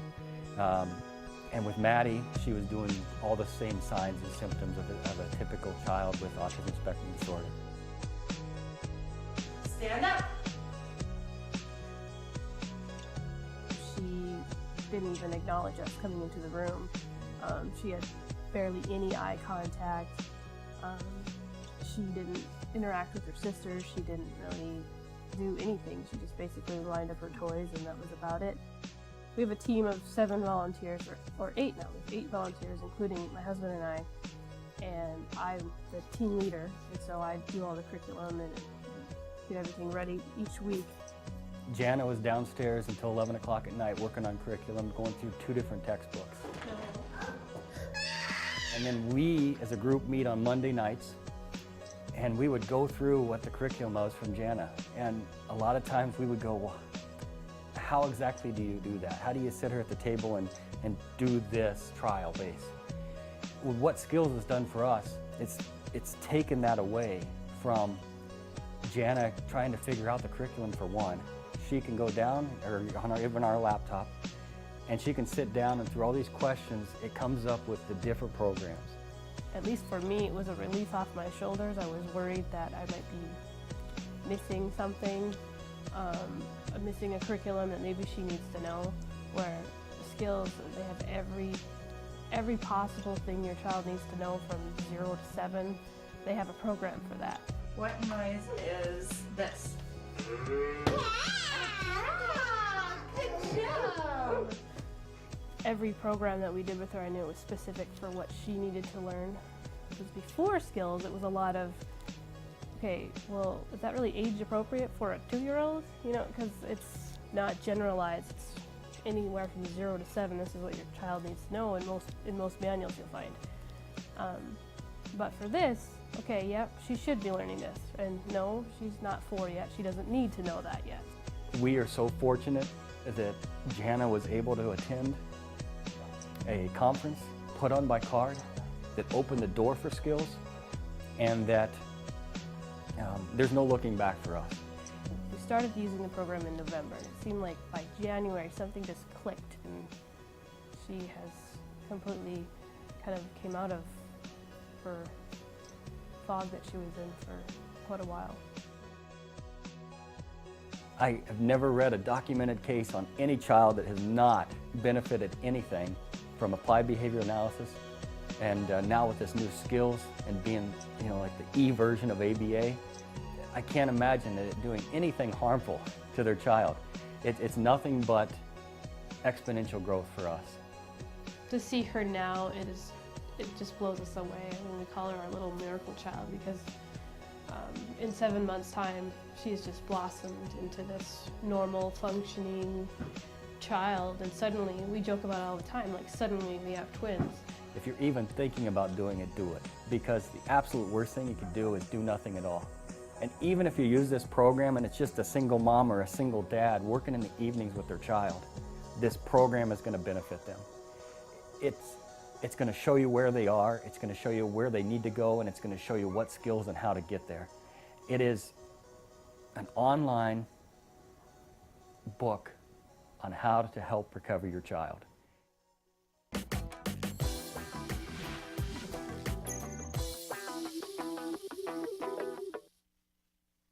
Welcome back to Autism Live. We ask a question every day, and our question today was, what frustrates your child? And we asked this specifically because we're talking about chaining and chunking and how we can use chaining and chunking to make things less frustrating as a teaching technique. This is just a way of teaching something. Not expecting somebody to be able to do the whole overwhelming task at one time, but taking apart into little segments and putting it together so that you get the whole skill. So some of the different things that you guys wrote about, they maybe don't fit into that category. It's okay, they're good to talk about. So somebody said anything can change his mood. And we see a lot of times that, kids on the autism spectrum can be a little on the moody side, that it can seem like nothing happened and then all of a sudden there was a change of mood. But we're going to talk a little bit about how we become Sherlock Holmes in just a second. Tom Hibben, who we're going to have on the show tomorrow, who's a wonderful, wonderful blogger and a great dad, wrote in and said his dad, that his son's most frustrated by him. So we'll talk about that with him tomorrow on the show. Some from Asperger's Autism and Father said, lots and then nothing can frustrate. So very interesting and quixotic answer. Somebody else says, not getting to the next level on his video game, LOL. We're going to talk about that in a second. From Autism Will Not Define My Son, she says that he just turned 4 and what frustrates him the most is the word no. But hey, I'm almost 40 and I too get frustrated when I heard the word no, and then she laughs. None of us like to hear no, and I love that attitude towards it, that, when you think about what frustrates your kid, is it the same thing that frustrates us? Well, then we got to look at it with a different set of eyes, right? Someone else who says waiting, sharing, and the dog not wanting to play. Okay, that's a bit of a bummer. We'll talk about that too. Somebody says having to get dressed, and then there's writing, but she goes on to say we use different oils and that helps to calm. And somebody else who says homework. Okay, so how can we apply chaining to some of these different things here? Or what, in fact, can we do about it? Because some of these things are not about necessarily building a skill, but there's just a behavior going with something, and so do we want to pair something with it? Okay, let's start with not getting to the next level of his video games. And I know this is something that my son gets really, really, really frustrated about, and it used to be that there was a, bang on the console or whatever, and that there would be this anger and aggression. Now we have said to him, and everybody needs to set up their own parameters about what's okay for your child. Here's an a way to exhibit frustration, and here is not. And that's going to be very personal to your family. I've got a friend who's got a child who's not on the autism spectrum, and she bought him a pair of bongo drums, and he gets to go in and play his bongo drums and just yell, right, to get out his frustration. Boys have testosterone, and they need to be able to, vocalize or whatever to be, sometimes. And look, girls also, you have days where I think for girls it tends to run to the cry, but not always. Sometimes a girl needs to be frustrated too. And a lot of times having a physical outlet for it is really, really helpful. But helping our kids to be able to punch punching bags or punch pillows or something like that, giving them a way that's acceptable for your family and your style of life to have the frustration so that it doesn't come to hurting themselves or hurting other things, right? But then having a built-in stopgap, that when you get a certain level of frustrated, that it is when you must take a break, and building in the reinforcer for that.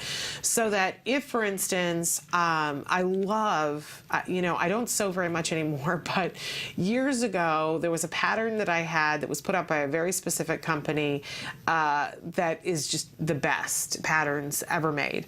And if you want to know what it is, you can write to me. But in any case, so I was trying to make something that was really difficult, and I'm following the pattern very religiously, and I get to a point in the pattern where I'm starting to feel the frustration because I'm feeling like, ugh, and it said in the pattern, this is the point in which we encourage all of you to stop.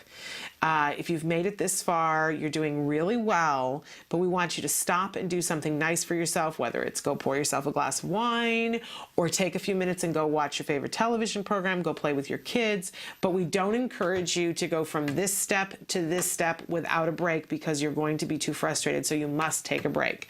Loved it. Loved it that it was written into the pattern. If only we wrote that into a video game, that once things get a little bit difficult, because the truth of the matter is I went and I took a break and I came back the next day and I was able to progress on that pattern faster than if I had tried to just barrel through, right?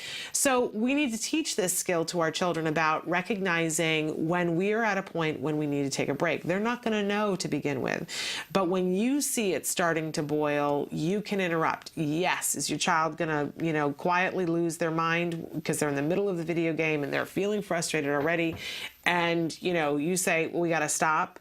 Yeah, you might get met with a not happy camper. So make sure that whatever you're interrupting them doing, that you are completely calm, that you don't buy into their frustration, and that you've got something really preferred to go to. So if if you see it coming and you know that you have their favorite treat, and it's ready at the dining room table, and you come and very quietly say, you know what, this is great, and you're doing a great job at your video game, and I'm going to let you play some more of your video game in just a few minutes, but it's time for us to take a break. And then they might whine, which we're not going to attend to the whine. You may need to go so far as to very quietly turn the screen off, not the video game, because then they'll be full meltdown mode, right? But the screen off. And you might even say, it's not something that we're going to talk about. I need you to come down and have the snack. And after you've had the snack and had a 5-minute break, then I'm going to let you come up and play. And then you don't attend to whatever histrionics happen after that. You're sending that message of, we are going to do this, and we're going to do this in this way. And so then, not that day, but maybe a little bit later, maybe at bedtime, you have the conversation about, we all get frustrated. Label it for them. That's what you were feeling when you were playing your game. And sometimes when we're frustrated, it's important to take a break. Some people take a break and have a cup of coffee. Some people take a break and have a drink of water.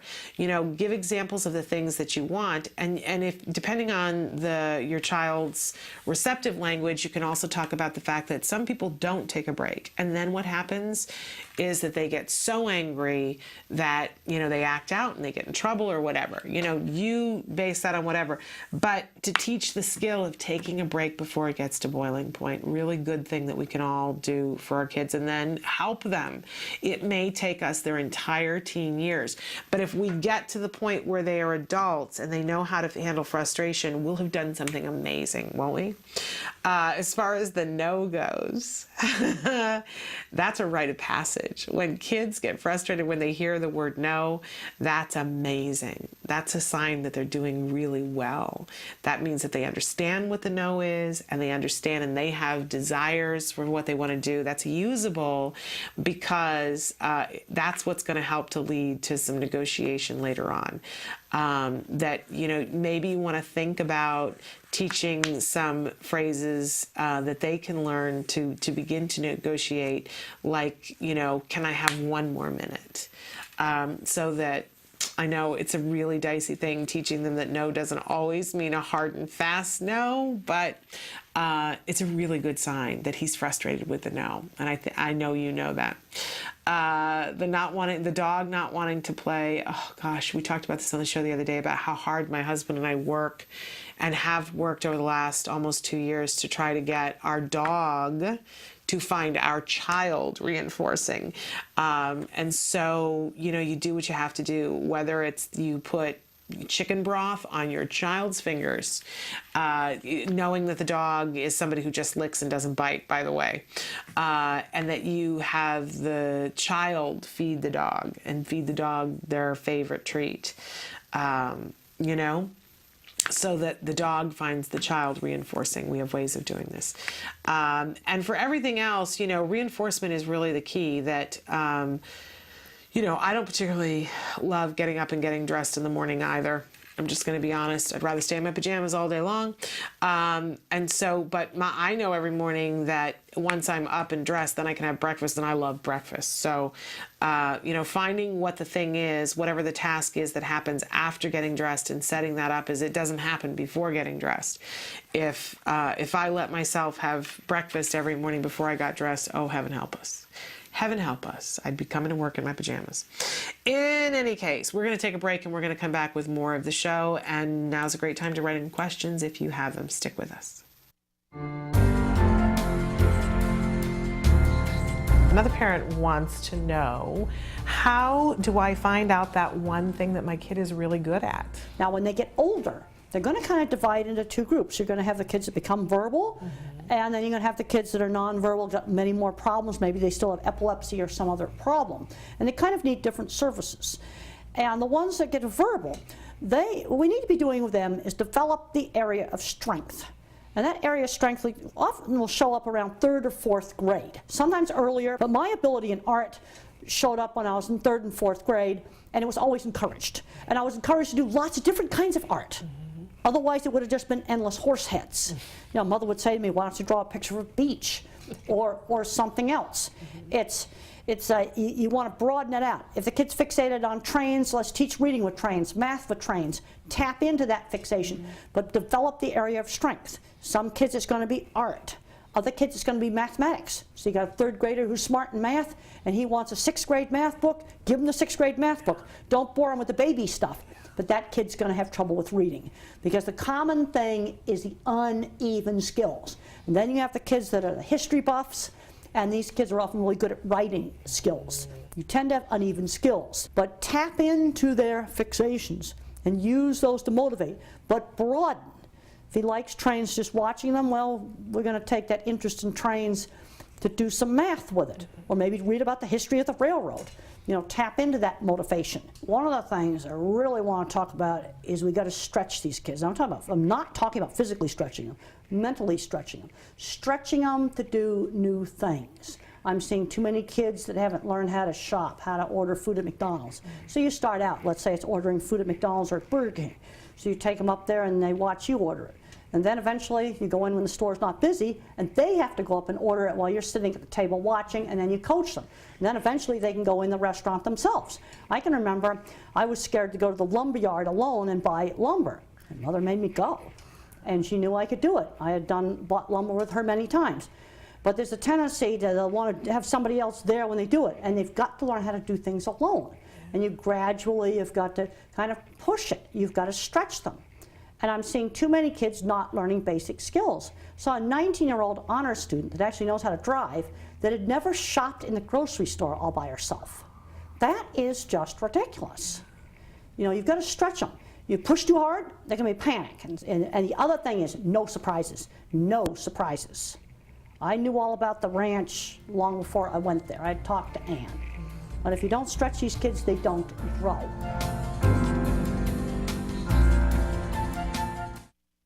Welcome back to Autism Live. Somebody had written in over the weekend and said, how to make an intervention plan. What can I do in the crises?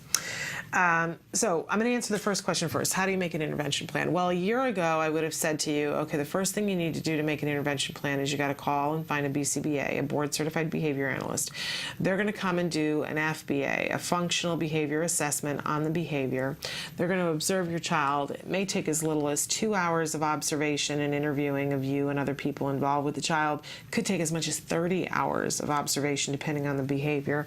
Then they're going to sit down with a team of people involved in the child. If it's happening in the classroom, it's going to happen with the classroom teacher and everybody involved with the IEP and you. If it's happening at home, they're going to sit down with you and any of the therapists that are working with the child, anybody who has interaction with the child, and they're going to come up with a plan that involves how to prevent the behavior from happening before it happens, how to teach skills and teach a replacement behavior to take the place of the behavior that was happening before so that it's functional, and what to do, consequences for what happens afterwards. And it's going to be this big lengthy thing, and you really can't even begin to come up with an intervention plan that's going to be effective unless you got the BCBA on board through the whole thing, which, you know, is still a way you can do it, and it's still like, you know, the like crazy effective way of doing things, but it's not inexpensive, and not everybody has easy access to a BCBA. So for everybody, that may not be the alternative. Now, if your child already has an ABA provider, and or it's happening at school, I would still encourage you to say to the BCBA on staff, I need you to do an FBA, and then we're going to sit down and make the behavior intervention together, right? But let's imagine that you don't have access to that. You haven't started with an ABA provider yet, and you're saying, look, this sounds like a really good thing. I want to do an intervention, and I don't have access to a BCBA. Well, we've been talking the last couple of weeks because it just has launched the Skills Behavior Intervention Plan Builder. And it allows you to take a really good stab at all the things that we just were talking about. There is something called the CFA, and I'm only showing you where you can go to find this Behavior Intervention Plan Builder. It is a part of Skills, but you can buy it separately now. If you're not interested in the whole curriculum and Skills and you just want to do the Behavior Intervention Plan Builder, you can do that. There is a component of it now that's relatively new that is the CFA component. It's the Card Indirectional Functional Assessment. So it asks you some questions about what's happening to help you to determine a reasonable expectation of what the function of this behavior is. Now, we talk about the function of a behavior all the time on the show, but if you're new, I want to go over some very basics. Whatever behavior that anybody is engaging in, whether it's a behavior we like, or it's a behavior we don't like, there's a reason for it. There's a function to that behavior. It's serving a purpose. It's creating a paycheck of some kind. It's not always clear what the paycheck is. But there are 4 usual suspects of paychecks. One is attention, that you get attention when you do this. So, you know, for the child who is having incredible flatulence in the classroom and they're just, you know, constantly, and you go, you know, what's happening here? Is it possible? One of the questions we want to ask is what's happening as a consequence of this flatulence? Is it getting them attention? And it may be bad attention. It may be that all the kids are like, oh, I don't want to sit by him. But for this individual child, that may be enough attention to make it, they might be finding it pleasurable in some way. And if you doubt that negative attention can be pleasurable, all you have to do is pick up a tabloid and see some of the behaviors that people engage in so that they can get on the front of the tabloid. Right? Case closed. Okay, so attention is certainly one of them. Another usual suspect is getting access to someone or something. If I really want to get access to mom, and mom has put me in the daycare at the gym so that she can go work out, and I know if I bite the teacher, she's going to call my mother and bring her off of the elliptical and have her come in to talk to me. Sounds like a plan. Sounds like it's working for me. I want access to mom. Quickest way to do that, bite her. Mom's here. Mom's, you know, yelling at me, but I got mom. And I got what I wanted. Happy camper. Okay, another usual suspect is that there's something about it that is automatically reinforcing. So when we see kids who are, you know, rocking or they're biting on their own hand, sometimes, not always, sometimes there's something about it that there is a component that either is removing something that is painful to them or that is giving them pleasure on some level. It's calming them down. It's helping them to stay awake or stay aware. There's some aspect of it that is reinforcing. We see the people who click their pens, or people who, bounce a leg constantly, those people who are in the, someplace and their leg is constantly bouncing and you go, could you just sit still? There's something about it that's giving them a paycheck. We can't discount that and just stop it. They need that paycheck. We're going to find them another way to get it. And then, of course, the last one is escape. We're wanting to get away from something else. Now, could it be a combo platter of any of the four? You betcha. Absolutely can, and we want to be clear about that. But the intervention for each one of those things looks vastly different. If somebody's trying to escape something and I do the intervention for attention, I'm not going to be effective, right? So we have to figure out what the function of the behavior is first. And the CFA component of the Behavior Intervention Plan Builder can help us to do that. Okay, but once we know what the function of the behavior is, now let's say that your child is at school and they're engaging in this behavior, whatever it is. It could be that they're spitting on their desk and drawing things in the spit, right? That's something that we've heard people writing about. So something's happening in the classroom and they're getting the spit on their fingers and they're drawing designs on the desk. So what do? We call the school. The school's sending home notes saying this is a problem, right? Whenever school sends home a note, we write back and go, what are you doing about it?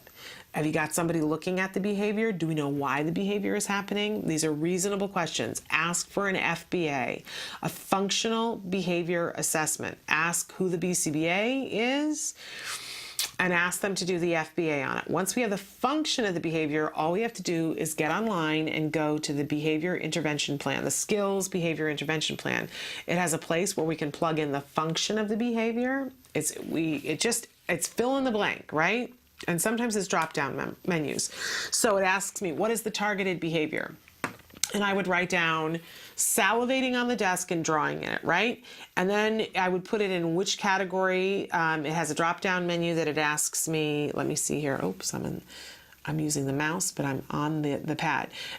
Some of the categories, this is aggression, disruption, elopement, hoarding, inappropriate sexual behavior. Is it lying, non-compliance, obsessive behaviors, pica, self-injurious behavior, stealing, stereotypy, tantrums, teasing, bullying, or other, right? I would make an argument if what I'm saying is that the child is drawing it on the desk, depending on when it's happening and how it might be stereotypy. No, not stereotypy, excuse me. It could be that it's non-compliance. I might put it under other, right? We're going to help ourselves as much as we can. Everything isn't going to fit within all of those categories. That's why there is other there, right? And we're going to put in the goal that we want to have this stop and how we're going to measure it. And then we're going to answer a bunch of questions. It's going to take us through several different categories, but it's going to ask us to first come up with an intervention based on the function of the behavior. We might find that, drawing on the desk and doing this is because when we do it, the teacher comes over and says, Miguel, why are you doing that? And now we get the teacher's attention, right? That may be what it is for one child. What we might see for another child is they really don't like the subject that we're talking about.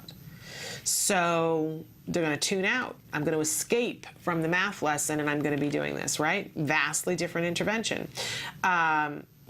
We might find that for another child, they just like the feel of the spit on their hand and it's what they want to do all the time. It's going to be a different, but whatever the function of the behavior is, we have to give them something that takes the place of it.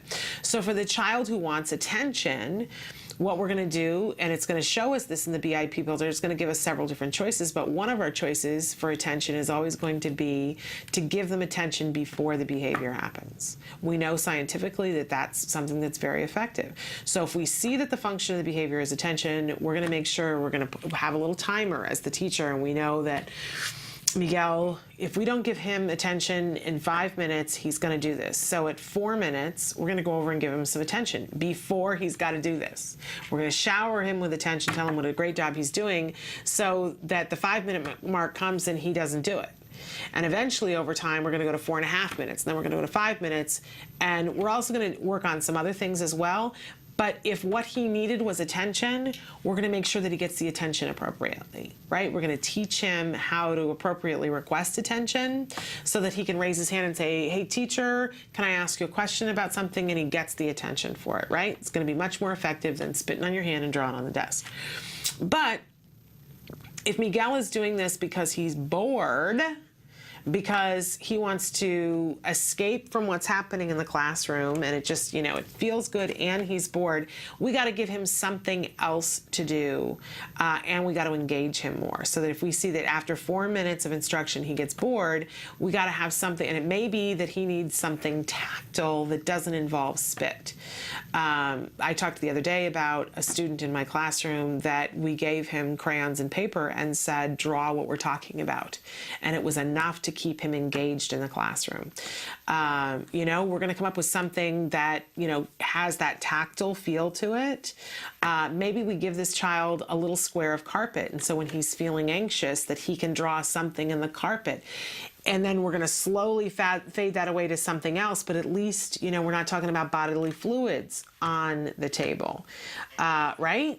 We're going to work on, but the behavior intervention plan builder is going to walk us through our different choices to make sure that we get an antecedent modification, something that we do beforehand that's effective, so that we're not going to see the behavior happening as much, that goes hand in hand with what the function is. We're going to come up with a replacement behavior, and we're also going to have a strategy in mind for consequences, right? And then we're going to be consistent across the board that when this happens, if he starts to spit on the desk and spit on his hand, that we all have exactly the same reaction based on the function. If he's going for attention, we are not going to give the attention, but we're not going to allow him to get to play in this spit, right? Okay, so all of those things are how we build the intervention. Do we build the intervention in the middle of the crises ever? No. We just don't. We can't. When you're in the middle of the crises, there's a couple of things to keep in mind. First thing is that we got to make sure that everyone is safe. That includes you, that includes the child, and it includes everyone else that's around. After we make sure that the people are safe, then we have to ensure that the stuff is safe, right? All the different stuff. So if the child is starting to, let's say that the child is violent, and they, just got that motion going and they're just on a tear, right? Or they're swiping things away. We're first going to make sure that they're okay and that everybody is okay. Maybe we have to move other people away, but then we're going to clear away anything that they could potentially break, because that can be reinforcing in and of itself. If somebody picks up a dish and throws it, there can be something very satisfying about that. So we want to make sure that the stuff is safe as well too. That can be really difficult, and you want to work with specialists, but as much as you can. My son would have tantrums in the grocery store, and there was one day when he turned the cart over. He was 5, and he turned the shopping cart over, and I was mortified, right? I was reaching for a dairy product in the dairy case, and he... and there were people with a brand new baby in a cart right next to us, and it didn't quite hit their cart, but my life flashed before my eyes, right? So you got to be mindful when these kinds of things are happening for safety, whatever it is that you secure. And sometimes you have to make the perimeter come in so that they can't be running out the door, right? You got to secure the area. And then the next most important thing that you really need to do is make sure that you keep a calm facade. And notice I say a facade because I tell you as a parent, been there, done that. A lot of times that's all you can do is the facade, and that's hard work. But on the inside, you're losing your mind, right? You're freaking out completely. But the facade is that nothing is happening, because we don't want to inadvertently reinforce whatever the crisis is by having a reaction. And sometimes our freak out is very, very rewarding to them. So we hold our countenance. We find that deep, safe place somewhere deep down inside where we hang out, and we become the scientific eye who's noting and watching. Almost like you're looking through a scanner, like a robot, is how I used to think of it, about, oh, what's he doing? Oh, now he's screaming, and now he's yelling. Okay, and I'm just taking notes in my head, and I'm scanning and going, okay, look, there's a display case over there. I need to put my body between him and the display case so that he can't knock that over and hurt himself or somebody else. All right, what's next? I'm scanning, making sure, all right, now, he's stomping his foot. I'm just keeping a running report of what's happening. Because it's just like a fire. If we don't give it oxygen, Even though they're little kids and they have a great deal of energy, they will run out of steam very quickly. And we want to make sure that in the middle of all this, that we are in no way rewarding it. So we're not ignoring the child, right? We're ignoring the behavior, but we're still very present with the child. We are not giving the behavior attention and saying, stop that. We're in a store. This is not appropriate. You need to get it together. This is not how we behave at school. In truth, that monologue is for ourselves to calm down. Turn it inside. Be saying that to yourself. You can say whatever you want to your child inside yourself. We're just not saying it vocally to them because it is attention. It is attention and it will fuel the fire, and we don't want to do that. And it might make this behavior happen again. In any case, you wait it out. You wait it out. Once everybody is safe and once you've got yourself together, you very simply wait it out. It's amazing that when we don't attend to it, and by the way, you have to make sure that nobody else is attending to it too. Whether it's that you have to ask people to please step away, and sometimes, in the moment you're rude and they can create other problems, right? Whatever it is, we do our level best in the moment, and sometimes that's not going to be perfect, but we do our level best and we wait it out so that when it's done, it's over. That's not the time to talk about it. That's the time to make sure that you get to a very safe location. Your child is probably going to sleep after that level of a crisis, right? And that's the perfect time to call the people who you are working with and say, this is what happened, or to write it down in those 3 columns that we talk about. Okay, so what was the antecedent? What happened before? What was the behavior? What did it look like? And what were the consequences? And to note the times and everything that happened and keep that running total. Because when you do bring a BCBA in, that's going to help you to be able to do the assessment, the FBA, that much quicker. So I hope that is of help to you. I want to say to all of us, it's a rough day. Let's be kind to ourselves. Let's, if you're a praying person, send our thoughts to Avonte Oquendo's family.